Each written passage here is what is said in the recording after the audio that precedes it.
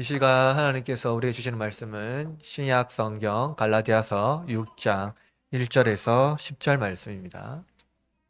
신약 성경 갈라디아서 6장 1절에서 10절 말씀. 다 찾으신 줄 알고 제가 하나님 말씀을 받들어 읽도록 하겠습니다. 하나님의 말씀을 귀 기울여 들으십시오. 형제들아, 사람이 만일 무슨 범죄한 일이 드러나거든 신령한 너희는 온유한 심령으로 그러한 자를 바로잡고 너 자신을 살펴보아 너도 시험을 받을까 두려워하라. 너희가 짐을 서로 지라. 그리하여 그리스도의 법을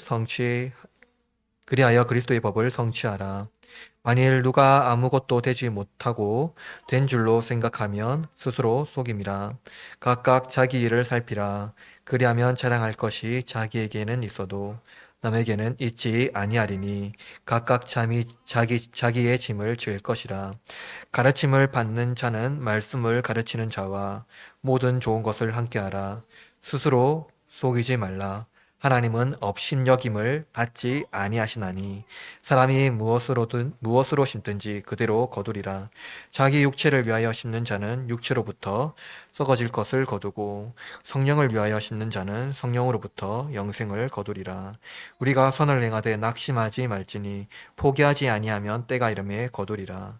그러므로 우리가 기회 있는 대로 모든 이에게 착한 일을 하되 더욱 믿음의 가정들에게 할지니라.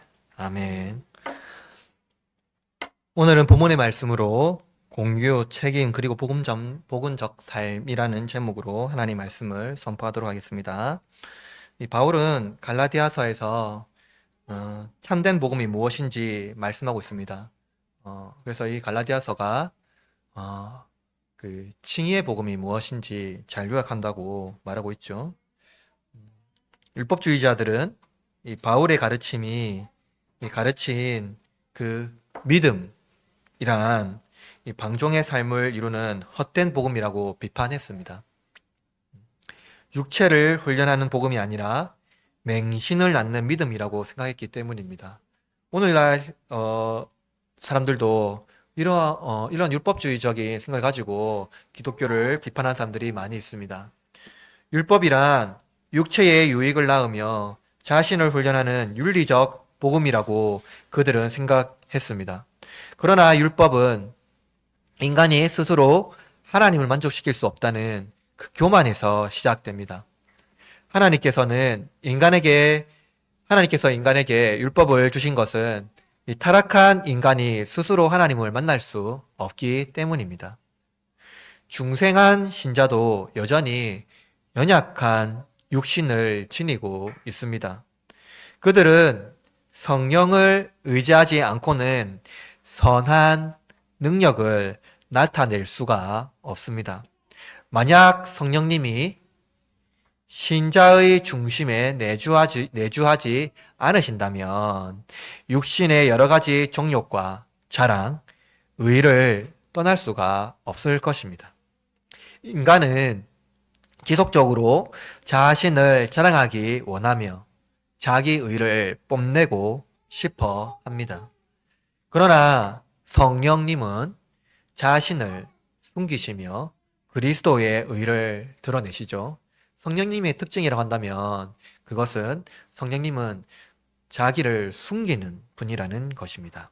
이와 같이 성령에 내주하는 신자는요, 자기의 자랑, 의를 숨기며 그리스도를 자랑하고 그의 의를 나타냅니다. 여러분, 육신의 훈련은 유익이 있습니다. 다만 육신의 훈련은 하나님을 기쁘시게 하기보다는 자기 뜻과 생각 그리고 안목의 정욕을 의지하며 우월감을 가지게 한다는 것이죠. 중생한 신자도 영적으로 깨어있어 자기의 뜻과 생각, 행동을 하나님의 뜻과 계획에 복종시켜야 합니다. 그러므로 제가 여러분에게 설교하고자 하는 목적은 이것입니다. 칭의는 방종이 아니라 성령 안에서 선한 생각과 행동을 드러냅니다. 그러므로 율법으로는 육신의 유익을 낳지만 믿음으로는 성령 안에서 썩지 않는 영생을 낳습니다. 오늘 본문의 말씀을 통하여 자기 의를 드러내지 않고 그리스도의 의를 자랑하며 성령으로 신고 선한 것을 거두는 삶이 무엇인지, 그리고 공유와 책임이 무엇인지, 복음적 삶이 무엇인지 하나님께서 설교자를 통하여 선포하시는 말씀을 들으시기를 바랍니다. 첫째, 겸손히 서로 섬기는, 서로 짐을 지는 신앙입니다. 본문은 안문맥과 관련하여 시작합니다. 이 바울은 육체의 일과 성령의 열매를 대조했지요. 대조해서 말했습니다. 인간이 인위적으로 만들어내는 모든 행위는 불의를 낳으며 하나님으로부터 인간을 분리시킵니다. 인간이 하나님을 떠나는 것이 자유라고 말하지만 실상 하나님을 떠난 인간은 욕망의 노예로 평생 불행한 삶을 살아갑니다. 하나님을 떠난 인간이란 필연적으로 결핍된 삶을 살아가는 것이죠. 바울은 중생한 신자라도 연약한 육체를 소유하고 있음을 고백합니다. 심지어 그는 로마서 7장에서 자기 육신의 죄와 연약함이 얼마나 자신을 괴롭게 하는지 기록하고 있습니다. 바울은 죄에 굴복된 육신에서 벗어나 그리스도 안에 있는 소망이 그의 죄와 비참함보다 얼마나 위대한지를 선포하였죠.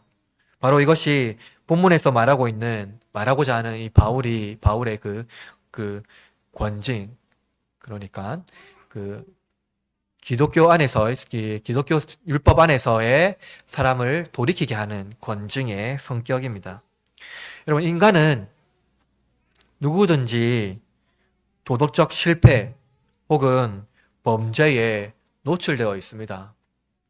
경중의 문제가 아니라 그 존재 자체가 문제라는 것이죠. 일반적으로 사람은요, 이웃의 죄를 고발하고 자기의 죄에 대해서는 침묵합니다. 그러나 기독교 권징은요, 죄 때문에 완전한 신앙을 버리는 것을 결코 원하지 않습니다. 정죄의 원리가 아니라는 것이죠. 죄는 오히려 우리를 구원하기 위하여 오신 예수 그리스도의 은혜를 얻는 수단입니다. 중생한 신자는요, 죄를 자신을 방어하는 수단으로 삼지 않고 형제의 죄를 미워하지만 어떻게 합니까? 자신도 그와 같은 죄를 지을 수 있다라는 경각심을 항상 지니고 있습니다. 이 바울의 가르침을 들어보십시오. 우리 같이 6장 1절 말씀 읽어볼까요? 형제들아, 사람이 만일 무슨 범죄한 일이 드러나거든 신령한 너희는 온유한 신용으로 그러한 자를 바로잡고 너 자신을 살펴보아 너도 시험을 받을까 두려워하라. 본문에서 바울은요, 형제들아 라고 말합니다. 바울이 칭하는 형제들이란 이미 바울이 5장 10절에서 확신에 찬 사람들을 부르는 그 호칭입니다. 그리고 바울은 형제들을 신령한 너희는 이라고 부릅니다. 이는 5장 25절에서 바울이 말한 바와 같이 성령으로 행하는 자들, 그죠? 즉 성령의 보조를 맞추는 자들을 말합니다. 따라서 그들은 율법주의와 방종주의의 유혹에도 불구하고 다만 그리스도 안에 있으므로 하나님의 성령의 수혜자가 되었다라는 이유로 참으로 영적인 자들입니다. 바울은 신령한 자들이 마음가짐은 본문에서 말한 바와 같이 온유함이라고 말하고 있는데요. 온유함이란 열등함과 우월함이 아니라 온유함이란 열등함과 우월함이 아니라 타인을 위한 불쌍히 여기는 마음의 태도를 가진 상태입니다. 따라서 바울은 타인의 죄를 자신의 무기로 삼거나 타인을 정죄의 도구로 삼게 되면 그도 그와 같은 범죄자라는 것을 분명히 말하고 있습니다. 6장 1절에서 바울은 가증법을 사용하지만 범죄한 일에 대해 긴박함을 묘사하기 위하여 드러나거든 이라는 그 단어에서 수동태를 사용하였습니다. 드러나거든 이라고 말을 하고 있죠. 이는 무슨 의미를 가지고 있습니까? 불시에 걸렸다, 뭐 그런 의미입니다. 그리고 충동적인 죄를 말할 때 주로 사용되는 단어이죠. 이럴 때 어떤 이들은 우월감으로 상대를 비난할 수 있습니다. 정죄의 도구로 사용하는 자들이 있다는 것입니다. 그러나 바울은 온유한 심령으로 그러한 자를 바로잡고 라고 말합니다. 참된 기독교 정신은 고발이 아니죠. 고발은 사탄이 의로운 자를 정죄할 때 사용하는 무기입니다. 그렇다면 바울이 말하는 바로잡고라는 이 단어는 무엇일까요? 바로잡고라고 번역된 이 단어는 2층 현재 명령법으로 번역하면 이제 원문 그대로 해석하면 너희가 회복하리라 라는 의미입니다. 즉 바울이 불시에 범죄한 자를 발견하게 된다면 죄를 정죄의 도구로 삼아서는 안 되고 회복을 위하여 도움을 주어야 한다는 것입니다. 바울의 윤리는 범죄한 자를 이전의 선한 상태로 회복시키는 것입니다. 그것은 스토아파와 같이 인간성의 탁월함을 의지하는 것이 아니라 창조의 하나님과 아들 성령의 선하심에 의존하는 것을 말합니다. 우리도 충동적으로 죄의 길에 서 있을 수 있습니다. 바울은 고린도전서 10장에서 이렇게 말한 바가 있습니다. 고린도전서 10장 12절 선줄로 생각하는 자는 넘어질까 조심하라.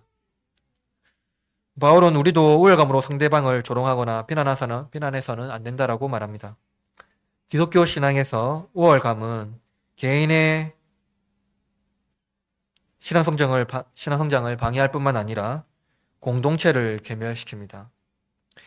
따라서 공동체의 건강과 죄를 경계하기 위한 단호한 말과 엄한 책망이 필요하겠지만 타락한 형제 자매를 돌아오기 위한 간절함에서 비롯되어야 한다는 것입니다. 기독교 공동체는 사회봉사단체가 아닙니다. 혹은 교양과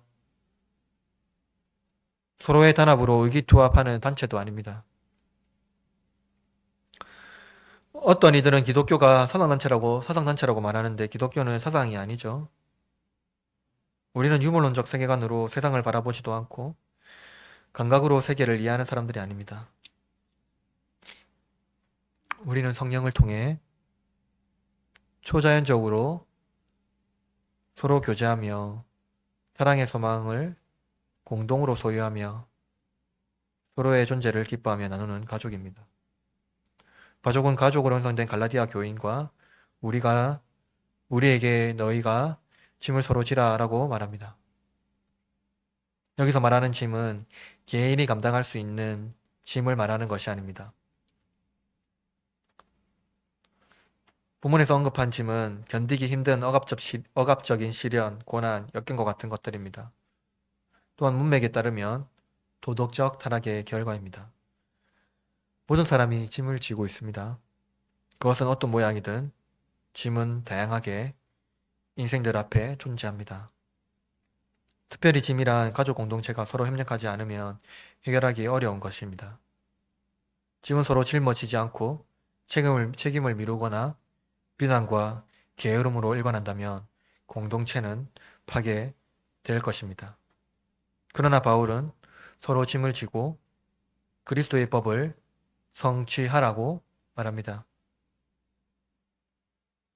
바울은 지금 기독교 윤리적 전통에 따라서 글을 기록하고 있습니다. 그리스도의 법이란 바울이 이미 말한 바와 같이 성령의 법입니다. 그것은 우리가 육신으로 할 수 없는 것을 성령께서 교회 공동체를 통하여 육신의 연약함을 서로 격려하며 율법의 요구를 이루는 것을 말합니다. 바울은 로마서 8장에서 이렇게 기록하였습니다. 로마서 8장 4절입니다. 육신을 따르지 않고 그의 영을 따라 행하는 우리에게 율법의 요구가 이루어지게 하려 하심이라. 예수님의 영이신 성령을 따라 행하는 자들에게 율법의 요구가 이루어진다는 것입니다. 십계명 율법을 서로 짐을 질 때 그리스도의 법이 성취된다는 것입니다. 그러나 언제나 공동체를 파괴하는 사람은 있습니다. 본문 3절에 만일 누가 아무것도 되지 못하고 된 줄로 생각하면 스스로 속임이라 라고 말합니다. 공동체를 파괴하려는 근본 원인은 교만이지요. 중생하지 못한 신자는 그의 삶의 방식은 우월성에서 비롯됩니다. 이들은 성경의 말씀에 순종하기도 하고 때로는 선한 일도 합니다. 그러나 그 동기는 사람의 주목을 받고 칭찬을 얻기 위함입니다. 그것으로 그들은 자기 우월감에 젖어 있습니다. 3절 본문을 세번역 버전으로 보면 이렇습니다. 어떤 사람이 아무것도 아니면서 무엇이 된 것처럼 생각하면 그는 자기를 속이는 것입니다. 여러분, 우리는 이것을 기억해야 합니다. 인간은 자신을 드러내고 자기의를 자랑하며 무엇을 성취하면 그것으로 자기 우월감에 젖어듭니다. 우월감은 타인을 정죄하며 자기를 드높이는데 최적화된 상태입니다. 그것은 자신이 영적이며 의롭다고 말하기를 좋아하며 자신에게 선한 능력이 있다는 것을 주장하려는 마음가짐입니다. 바울은 이러한 자들을 스스로 속이는 자라고 말합니다. 둘째입니다. 자기 짐을 지고 건강한 공동체를 이루는 신앙. 바울은 지금까지 서로의 짐을 질 것을 말하였지만 지금은 자기 짐을 질 것을 말합니다. 그리고 자신을 돌아볼 것을 말하죠. 기독교 성찰은 하나님의 뜻과 그리스도의 마음에 자신을 복종시키는 것입니다. 이는 우월주의의 팽배한 성찰이 아니라 자신을 돌아보는 겸손한 기독교적 성찰입니다. 우월주의의 기본 정신은 대상에 대한 서로의 평가입니다. 즉 상대주의죠. 본문 4절을 봅시다. 각각 자신의 일을 살피라. 그리하면 자랑할 것이 자기에게는 있어도 남에게는 있지 아니하리라. 4절 문장을 읽으면 그 자체로 해석하기가 어렵습니다. 그러나 문맥을 살펴보면 영적 우월감에 빠져 상대를 비교하는 것을 알 수 있습니다. 바울은 고린도 교회가 서로 영적인 은사를 비교하며 파벌을 만들어 분쟁했다라는 것을 우리에게 알려주었습니다. 고린도 교회와 같이 갈라디아 교회도 영적인 은사를 통해 교회를 세우는 데 사용하지 않고 자신을 아첨하는 데 사용했을 것입니다. 자신의 은사를 서로 격려하며 교회를 세우는 데 사용하기보다는 자기 은사의 우월감을 자랑하는 것이 인간의 기본적인 태도이죠. 그러나 하나님은 다른 사람에게 주신 은사의 책임을 묻지 않습니다. 하나님은 각각 하나님의 거룩하신 말씀 앞에서 자신의 삶을 살아내기를 원하십니다.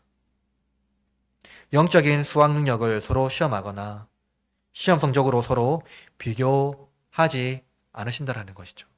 그러나 우리는 어떻습니까? 비교하기를 좋아합니다. 우리의 은사는 서로의 능력을 시험하는 것이 아니라 서로 각각의 은사를 통하여 우리 주 예수 그리스도의 몸된 교회를 세우는 것입니다. 바울의 가르침과 같이 자신을 돌아보아야 합니다. 작년보다 내가 더욱 사랑, 온유, 절제와 같은 성령의 열매를 더욱 풍성히 맺고 있으며 그것을 누리고 있는지 자신을 돌아보고 성장했다면 그것은 자기의 능력이 아니라 하나님의 선물임을 고백하는 것입니다. 이러한 자들은 자기 능력이 아니기 때문에 상대와 비교하지 않습니다.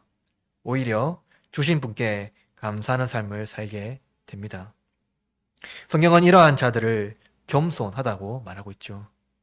바울은 앞서 너희가 서로 짐을 지라 라고 말했지만 5절에서는 각각 자기 짐을 지라라고 말합니다. 번역 그대로 읽으면 상호 모순처럼 보입니다. 그러나 바울은 2절과 6절에 있는 이 짐이라는 단어를 서로 다른 의미로 다른 단어로 원문에는 기록했습니다. 5절에 기록된 짐은 개인이 운반할 수 있는, 즉 개인이 책임질 수 있는 짐을 말합니다. 따라서 5절에 기록된 짐은 성도 개인의 의무와 책임을 말하죠. 바울은 짐을 지라라는 이 동사를 미래 시상을 사용하였습니다. 그래서 바울이 원하는 바는 기록해서 의미를 담은 바는 종말론적 담화를 제시한 것입니다. 이는 심판의 날, 곧 하나님의 날에 모든 자들이 자기의 짐을 지고 하나님 앞에 서야 한다는 것을 말합니다. 하나님은 그 날에 구원의 선물로, 하나님 심판의 날, 하나님의 그 날에 구원의 선물, 우리에게 주신 그 구원의 선물로 무엇을 했는지 살펴볼 것입니다. 하나님께서 우리에게 물으시면 우리는 책임있게 답해야 합니다. 율법주의자들은 바울의 가르침이 율법에 대하여 무책임하다고 말하며 바울의 가르침을 비판합니다. 그러나 바울은 그리스도인의 책임은 하나님의 날에 책임있게 답해야 할 것을 말합니다. 그것은 무엇입니까? 자기 행위에 대한 책임이죠. 바울은 신자의 책임에 대해 강력하게 선포합니다. 로마서 14장 10절에 이렇게 기록합니다. 내가 어찌하여 내 형제를 비판하느냐? 어찌하여 내 형제를 업신여기느냐? 우리가 다 하나님의 심판대 앞에 서리라. 고린도 후서 5장 10절에 이렇게 말합니다. 이는 우리가 다 반드시 그리스도의 심판대 앞에 나타나게 되어 각각 선악간에 그 몸으로 행한 것에 따라 받으려 함이라. 율법주의자들은 율법을 지켜서 서로 보호할 수 있다고 말하지만 하나님 앞에서 자신을 보호할 수 있는 의는 없습니다. 철학과 윤리와 모든 인간이 사용할 수 있는 것을 동원하더라도 인간 하나님 앞에서 죄인입니다. 율법의 짐은 그리스도 밖에 있는 짐입니다. 율법주의자들이 주장하는 율법은 자기의 우월감을 드러내며 인수적인 방식이며 결국 하나님을 자기의 의로 기쁘시게 할 수 있다는 교만입니다. 그러므로 우리의 사역과 모든 삶의 형태가 인간의 능력의 기초 위에 세워진다면 그것은 마지막 날에 그리스도께 받은 구원의 상실은 아닐 수 있지만 큰 상실을 경험하게 될 것입니다. 그러나 우리의 사역과 삶이 예수 그리스도의 견고한 기초 위에 세워진다면 의의 면류관이라는 상급을 받게 될 것입니다. 이어서 바울은 교회 공동체의 중요한 말씀을 가르치는데요. 갈라디아서 6장 6절 말씀입니다. 읽어볼까요? 가르침을 받는 자는 가르치는 자와 모든 좋은 것을 함께하라. 본문에서 중요하게 언급하는 것은 교회 공동체가 서로 좋은 것을 함께 하라는 것입니다. 그런데 바울은요, 기독교의 공동체의 이 공유라는 개념을요, 나눔이라는 관계로 설명하는데요, 가르침을 받는 자와 가르치는 자와 좋은 것을 함께 하라는 것입니다. 이것은 무엇을 말합니까? 신실한 목회자는 자의 은사를 위하여서 후원하는 일에 협력하는 것을 말하는 것이죠. 목회자는 교회의 고용인이 아니죠. 교회의 어떤 고용인이 아닙니다. 여러분, 직분은 다 봉사직입니다. 그죠? 봉사직입니다. 집사, 장로, 권사, 목사, 모든 직분은 뭡니까? 봉사직이죠. 그러나 특별히 목사만이 봉사에 대한 사례를 받습니다. 그것은 목사의 직분이 다른 직분보다 뒤에서가 아니라 가르치는 자리에 있기 때문입니다. 목사의 직분은 교인을 위하여 기도하고 신방, 설교, 그리고 찬송을 가르치는 일, 성도의 삶을 돌아보는 모든 직무를 수행해야 됩니다. 성도의 삶과 밀접하게 관련하여서 그 삶의 모든 순간에 함께 해야 하는 것이 목사의 직분입니다. 그런데 만약 목사가 생계를 위하여 밤낮으로 일하면서도 영적인 은사를 위하여 설교 사역과 학문에 열중한다는 것, 그것은 불가능합니다. 따라서 교회 공동체는요, 목사의 직무와 그 은사를 위하여 협력하여 돕는 일을 해야 합니다. 후원으로 목사의 가정이 어려움 없게 하고 목사가 목회적 사명을 잘 감당하도록 돕는 것, 그것이 건강한 교회를 세워나가는 방편이라는 것이죠. 우리가 건강한 교회를 이루기 위해서는 목회자는 성도의 영적인 상태를 잘 돌보아야 합니다. 그리고 성도는 목회자의 건강과 경건을 살펴야 하죠.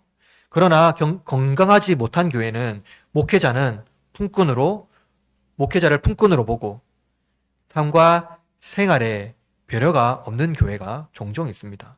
목회자는 자신의 성취와 생활에만 관심이 있고 성도의 영적인 상태에 관심이 없는 경우도 있습니다. 우리가 이러한 모델을 따라서는 안 되는 것이죠. 목회자와 가정의 건강을 살피시고 경건을 살피는 성도가 되시기를 바랍니다.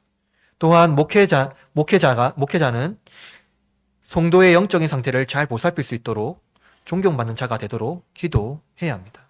따라서 이러한 교회 공동체는요, 누구도 우월감으로 서로 비교하거나 도전하는 마음가짐을 가져서는 안 된다는 것이죠. 성도가 헌금을 한다고 해서 목회자의 삶에 어떠한 지원을 준다고 해서 우월감을 가져서도 안 되고, 목회자가 영적인 지도자를 가지고 있다고 해서 우월감을 가져서도 안 된다는 것입니다. 다 서로 좋은 것을 공유한다 하는 것입니다. 마지막 날에 하나님은 분명히 우리에게 물으실 것입니다. 목사에게 하나님은 너는 내가 너에게 맡긴 양떼를 잘 돌보았느냐 하고 물으실 것입니다. 성도에게 하나님은 너는 내가 너에게 보낸 목자에게 순종했느냐 라고 물으실 것입니다. 그때 우리는 서로 그 말씀의 무게 앞에 책임 있는 답을 해야 합니다. 셋째입니다. 성령으로 신고 선한 것을 거두는 신앙입니다. 지금까지 살펴본 바로 칭의는 삶의 무게를 더하는 것이죠. 칭의는 여러분 방종하는 신앙이 아닙니다. 칭의는 믿음으로 구원받는다는 것을 기초하여 우리의 삶의 행위와 밀접하게 관련이 있다라고 지금 바울은 말하고 있는 것이죠. 즉 율법주의자들이 말하고 있는 그 칭의는 율법과 관련없는 방종한 맹목적인 신앙이다라고 말하는 것을 바울은 철저하게 그것이 아니라고 말하고 변증하고 있는 것을 보여주고 있습니다. 여러분, 바른 신학은 무엇을 낳습니까?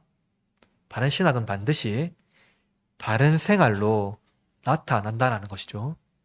그러므로 칭의는 방종이 아니라 바른 삶, 이 바른 삶을 힘있게 살아가게 한다는 것을 우리는 잊어서는 안 된다는 것입니다. 여러분 7절의 말씀을 보십시오. 스스로 속이지 말라. 하나님은 업신여김 받지 아니하시나니 사람이 무엇으로 심든지 그대로 거두리라. 바울은 6절에 이어서 7절을 기록한 것은 사람이 하나님을 조종할 수 있다 하는 큰 착각에서 벗어나게 하기 위함입니다. 하나님을 내가 스스로 제어할 수 있다라는 인간의 큰 착각을 해서 벗어나게 하기 위함이라는 것이죠. 누구도 우월감으로 사람을 지배할 수 없으며 이는 하나님을 조종하려는 잘못된 착각에서 비롯된 것입니다. 하나님을 조종한다라는 건 사람을 지배할 수 있다라는 우월감에서 비롯된 것입니다. 바울은 그러한 자들에게 스스로 속이지 말라라고 말합니다.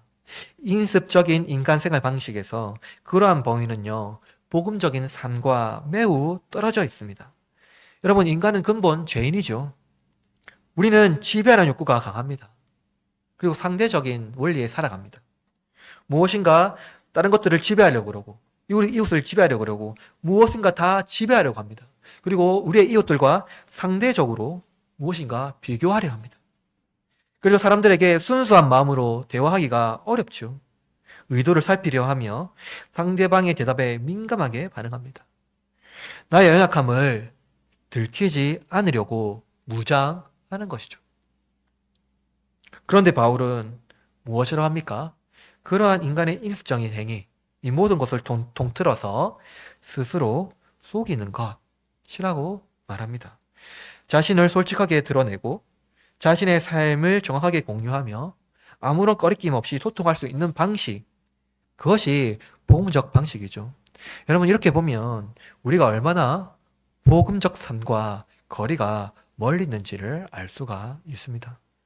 바울은 하나님은 업신여김 받지 아니하시나니 라고 말씀합니다.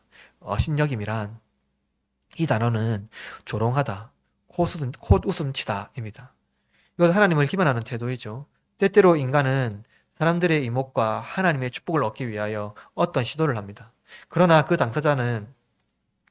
당사자가 정말로 무엇을 위하여 하는 일인지 그 당사자가 잘 알고 있다는 것이죠. 하나님의 심판 대신 축복을 주시게 하려는 인간의 시도에 의해서 하나님은 조롱받지 않습니다.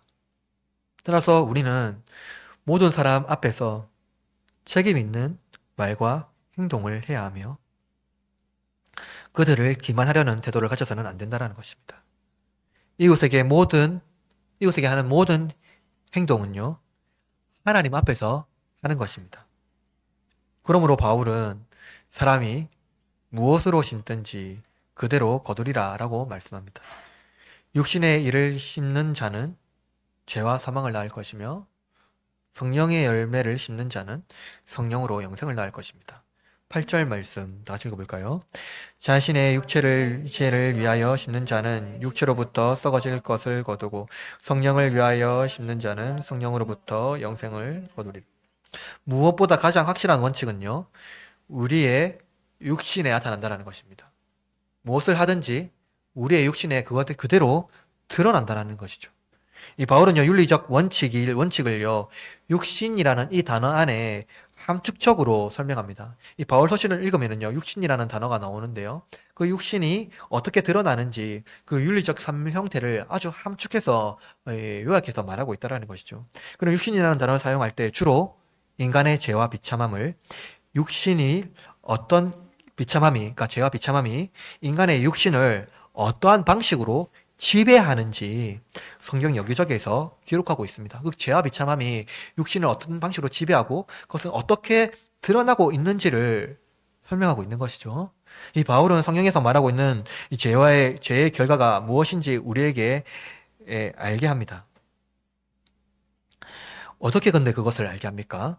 그것은 죄의 결과, 그러니까 죄의 결과가 우리에게 어떻게 드러나는지를 말하고 있는데요. 그것은 죄의 결과가 우리의 육신의 황폐함, 부패와 아주 밀접하게 깊이 관련이 있다는 것입니다. 그럼 죄의 결과는 무엇이죠? 사망입니다. 그것은 다른 말로 말하면 부패죠. 썩어 없어지는 것입니다. 그것은 우리의 육체가 부패하고 썩어질 것을 말하죠. 아주 생생하게 우리의 몸에서 일어나는 물리적 현상입니다. 그런데 그것으로 끝나는 것이 아니라는 것이죠. 이 물리적 현상으로 끝나는 것이 아니라는 것입니다. 때로는 사람들은 내세를 말하지 않고 그냥 인간은 흙으로 돌아가면 끝이다 라고 말하는데요. 계시록에서는요, 불과 유황으로 던져질 것을 말합니다. 그렇죠? 그것이 바로 둘째 사망이라고 말하고 있죠. 그것은 썩어 없어질 것을 사랑하는 사람의 결과입니다. 이 생에 있어서 안목의 정욕은 어떤 것입니까? 다 썩어 없어지는 것들을 말하는 것이죠. 영원한 것이 아닙니다. 근데 그런 것들 사랑하게 되면 결국 썩어 없어지는 것과 같이 되는 것이죠. 이런 것입니다. 그럼 우상을 사랑하는 사람들은 어떻게 됩니까? 결국 우상과 같아집니다. 돈을 좋아하는 사람들은 돈과 같아지고 자신의 외모를 사랑하는 사람들은 외모와 같아지는 것입니다. 그렇게 살다가 평생 그런 방식으로 인생을 마무리하게 되는 것을 말합니다. 그러므로 여러분, 성령을 위하여 심는 자는 무엇입니까? 영원한 하나님의 성품과 같이 썩지 않는 결과를 얻게 되는 것이죠. 자기가 사랑하는 것, 그 성품과 같아지는 것이 원리라는 것입니다. 그러므로 바울의 가르침을 귀 기울여 들어보십시오. 9절 말씀, 우리가 선을 행하되 낙심하지 말지니 포기하지 아니하면 때가 이름에 거두리라. 여러분, 바울은 이 모든 말에 선을 행하라고 말합니다. 즉 우리가 육신에 썩어질 것을 사랑하지 않는 것은 무엇입니까? 그것은 하나님의 성품을 담는 선을 행하는 것을 말합니다. 하나님의 성품은 선한 자체죠. 그것은 썩어지지 아니하는 우리의 삶의 형태로서 드러나는 것을 말합니다. 바울이 말한 것과 같이 서로 짐을 지는 것, 형제의 죄를 비난하지 않고 회복하기 위하여 힘쓰는 것, 자신의 책무와 의무를 다하는 것, 서로 좋은 것을 나누는 것, 하나님을 시험하지 않는 것, 이 모든 것에 무엇을 하라고 말하고 있죠? 선을 행하라 라는 것입니다. 이 바울의 가르침을 들으면요, 우리가 얼마나 복음과 거리가 먼 사람인지 알 수가 있죠. 인간은 상대를 비난하며 자기의 우월감을 높이는 것을 너무 좋아합니다. 상대방의 죄를 드러내기를 좋아하지만 자신의 죄에 대해서는 침묵하지요. 상대를 비난하고 자기의 우월감을 높이기를 좋아한다라는 것이죠. 그러나 그러는 욕구가요, 순간순간 불쑥불쑥 우리 가운데 일어납니다. 그러나 여러분, 우리는 기어코 복음이 이긴다라는 것을 믿어야 합니다. 이 복음이요, 복음의 선한 행실이 우리를 이끌어 줄 것이라는 믿음을 가져야 한다는 것이죠. 그런데 여러분, 이것이 왜 이렇게 어렵습니까? 복음이 우리를 이기게 한다는 것을 우리가 정말로 믿고 있고, 또 하나님이 살아계심을 믿고 있고, 하나님의 선하심을 우리 가운데 있다는 것을 믿고 있음에도 불구하고 그러한 삶이 왜 이렇게 우리 가운데 일어나는 것이 어렵습니까? 그것은 우리가 선한 행실, 즉 기독교 윤리의 바른 생활이 가시적으로 보이는 개선을 할 수 없다는 것입니다. 우리는 주님의 일을 신실하게 수행하고 또 성경적 가치관을 살아가고자 노력하는데 왜 나에게 이러한 고통이 올까? 나에게 좋은 일들이 생기지 않고 오히려 안 좋은 일들이 생길까? 우리에게 좋은 물질적인 어떠한 보상이 주어지지 않고 오히려 내 삶은 여전할까? 하는 그러한 가시적인 계산이 드러나지 않기 때문입니다. 그런데 여러분, 이러한 이유로 우리가 가시적인 결과에 너무 많은 비중을 두게 된다면 어떻게 될까요? 결국 우리는 우상을 사랑하게 되는 것입니다. 복음으로 멀어져가고 하나님 복음 앞에 좀 더 조금씩 멀어지다가 결국 우상과 같은 것을 따라하게 되는 것이죠. 여러분, 선한 일은 누군가의 칭찬을 들으면 힘이 납니다. 보상을 받으면 기분이 좋죠. 힘이 납니다. 근데 만약 우리가 이러한 가시적인 칭찬을 받으려는 욕구가 우리를 지배할 때 어떻게 될까요? 불순한 동기가 우리의 선한 의지를 빼앗아갈 수 있음을 명심해야 한다는 것입니다. 세상은 분명히 동기가 있다라고 우리를 주목합니다. 그러나 여러분, 우리의 마음의 동기는 무엇입니까? 내 안에 성령이 계시기 때문입니다. 내 안에 착한 일을 행하시는 하나님의 은혜와 그분의 능력이 있기 때문이죠. 그러므로 우리는 항상 복음으로 경계해야 됩니다. 우리가 안목의 정력과 이성의 자랑에 우리의 신앙의 순결을 빼앗기지 않는 것, 그것은 무엇입니까? 그 이유는 때가 되면 거둘 것이기 때문입니다. 하나님께서는 때가 되면 거두게 할 것입니다. 그러면 여러분, 선하상과 복음을 어떻게 됩니까? 포기해서는 안 된다는 것입니다. 하나님의 때가 있습니다. 그때까지 우리는 여전히 이 땅에서 보이지 않지만 하나님의 주실 것을 기대하고 선하상과 복음을 포기하지 않고 때가 되면 거둘 것을 믿음으로 고백하며 나가야 된다는 것입니다. 이제 바울은 궁극적인 결론을 맺으려고 하는데요. 본문 10절 말씀 읽어볼까요? 그러므로 우리가 기회 있는 대로 모든 이에게 착한 일을 하되 더욱 믿음의 가정들에게 할지니라. 바울은요, 9절에서 이때라고 말했죠. 어떤 때가 있다라고 말했습니다. 그 이때는요, 10절에 기회라는 언어로 이제 번역되어 있는데요. 원문에 보면은 이 9절에 있는 때와 10절에 있는 기회는 같은 단어로 기록되어 있습니다. 이는 때가 이르면 오듯이 육신이 아닌 성령의 힘을 무엇을 활용해야 된다는 겁니까? 기회를 잘 활용해야 된다는 것입니다. 기회는요, 하나님의 섭리 안에서 신자의 사명의 일부라는 것을 알 수 있습니다. 신자는요, 성령을 심는 기회를요, 헛된 영광으로 망쳐서는 안 됩니다. 그 기회를요, 육신의 영광을 위하여 심는 기회로 망쳐서는 안 된다는 것이죠. 이 윤리적 명령은요, 구원의 선물을 주신 분의 신령한 은사를 흘려보내는 사명입니다. 기독교 윤리적 명령은요, 사회봉사와 다르죠. 여러분, 기독교 윤리적 봉사는요, 봉사와 구호 활동의 핵심은 무엇입니까? 그것은 가난하고 소외된 자들의 청구권을 멸시하지 않는 것입니다. 그들이 어떠한 방식으로 청구권을 행사하든지 그것을 마땅한 것으로 여기는 것입니다. 우리는 그들의 삶의 질을 높이도록 힘쓰는 것이지 그들이 사회 구성원으로 도움이 되는 사람으로 만들기 위해 힘쓰는 것이 아니기 때문입니다. 따라서 기독교적 윤리적 방식은요, 한 사람이 복음으로 새롭게 되는 것과 그의 삶이 행복해지기를 원하는 것이지 그의 삶을 복음의 도구로 사용하는 데 관심이 없다라는 것을 우리는 성경을 통해서 확증해야 한다는 것입니다. 따라 성경에서 말씀하는 착한 일은요, 이 복음의 사명이지요. 그것을 도구화시키는 것이 아니라는 것입니다. 누구도 가난한 자, 소외된 자들의 도움을 주었다고 해서 우월감을 가져서는 안 된다는 것입니다. 바울은 특히 보편적인 모든 자들이 포용할 것을 말하면서 특수한 믿음의 가정들에게 더욱 힘쓸 것을 권면합니다. 모든 자들, 복음 밖에 있는 자들이든지 아니든지 모든 자에게 선을 이루어야 합니다. 이것이 보편적 원리이며 인류애적인 기독교적 실천입니다. 그러나 바울은 믿음의 가정에게 더욱 힘쓸 것을 말하는 것은 어떤 이유일까요? 믿음이란 의미는 무엇입니까? 믿음이란 의미는 가족이란 집단 공동체를 무엇으로 전환하는 데 사용합니까? 그것을 세계 시민으로 전환한다라고 할 수 있습니다. 여러분, 세계 시민이란 하나된 인류로 이는 모든 세계 시민이 서로 인격체로 공유된 존재적 가치를 말합니다. 보십시오. 그냥 바울은요, 가정들에게 라고 말한 것이 아니라 너의 공동체라고 말한 것이 아니라 믿음의 가정이라고 했죠.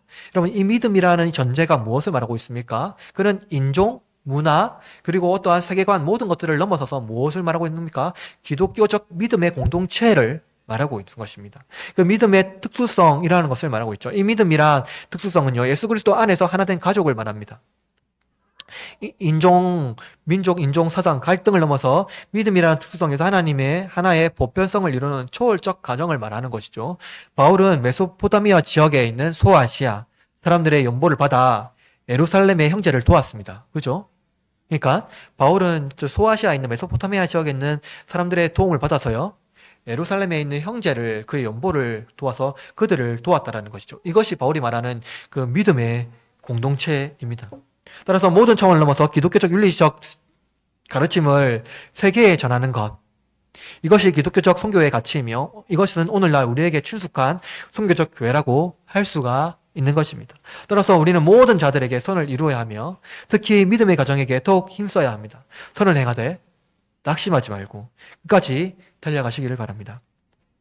말씀을 마무리합니다. 오늘 우리는 공유, 책임, 그리고 짐이라는 그런 복음적 삶이라는 주제로 말씀을 살펴보았습니다. 이것은 바울이 갈라디아서 전체에서 칭의가 무엇인지 우리에게 정립해주는 중요한 가르침임을 알 수 있습니다.